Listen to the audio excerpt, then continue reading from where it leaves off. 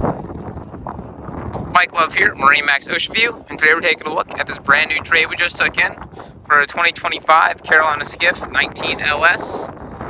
This boat comes with the trailer it's sitting on. It's going to be powered by a 90 horsepower Suzuki. Climbing up into the boat, you'll see this is just a great platform for fishing, taking family out in the bay, or just doing some cruising. Back of the boat, it's got a nice casting platform across the back as well as 2 jump seats. Live well in the center. And then this is a fishing seat that can be installed into the bow. This does come with the boat as well. Gunnel rod storage as well as rod storage at the helm. The helm seat is going to be a reversible pilot seat with cooler storage underneath.